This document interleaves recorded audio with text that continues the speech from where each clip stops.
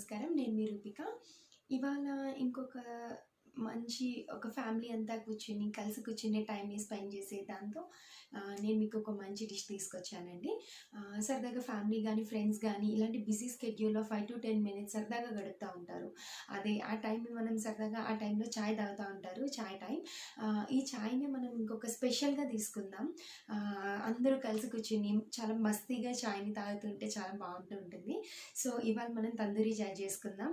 చాలా టేస్టీగా ఉంటది అండ్ ఈజీగా కూడా చేసుకోవచ్చు. డిఫరెంట్‌గా ఉంటుంది. అండ్ ఇలాంటి మరిన్ని హెల్తీ డిషెస్‌కి కోసం నా ఛానల్‌ని లైక్ చేయండి, షేర్ చేయండి, సబ్స్క్రైబ్ చేయండి. And please do not waste the food. Stay hygiene, stay healthy. మనం ఎన్నో రకాలుగా టీని చేసుకుంటూ ఉంటాం. బట్ కావాల్సిన మెయిన్ ఇంగ్రీడియంట్ ఏంటంటే మిల్క్. నేను ఇక్కడ SIDSFARM వాళ్ళు పంపించిన బఫెలో మిల్క్ అనేది యూజ్ చేశాను. ఇది స్వచ్ఛమైన పాలు, చాలా టేస్టీగా ఉన్నాయి.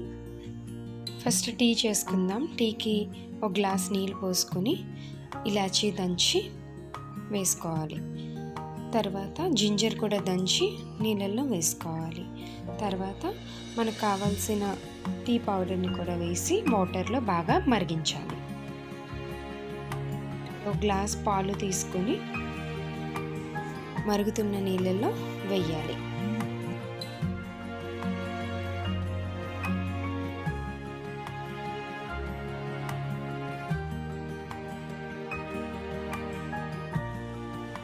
టీ మరుగుతుండగా వేరే పెనం పైన ఒక పాట్ని తీసుకొని ఇలాగా కాల్చాలి.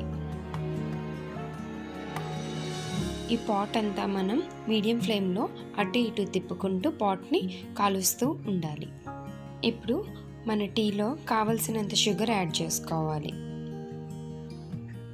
టీ బాయిల్ అయిన తర్వాత ఫిల్టర్ చేసుకొని పక్కన పెట్టుకోవాలి. ఈ పాట్ కూడా బాగా వేడైన తర్వాత ఒక గిన్నెలోకి మార్చుకొని వేడిగా ఉన్న టీని అందులో పోస్తూ ఉండాలి. మొత్తం టీనంతా పోసేయాలి. మనం పోస్తూ ఉండగా ఈ పైన టీ పోస్తున్నప్పుడు పైన బబుల్స్ కింద ఫామ్ అయ్యి బయటకు వస్తూ ఉంటుంది. మనం ఎప్పుడైతే పాట్ని కాల్చామో ఆ పాట్కి ఒక టేస్ట్ అనేది యాడ్ అవుతుంది. ఎప్పుడైతే మనం ఆ టీని ఆ పాట్లో వేసామో ఇలా వాల్కనోగా పొంగుతూ ఉంటే ఆ టీకి పాట్కున్న టేస్ట్ యాడ్ అయ్యి మన తందూరి చాయ్ అనేది ఎంతో టేస్టీగా రెడీ అయిపోతుంది.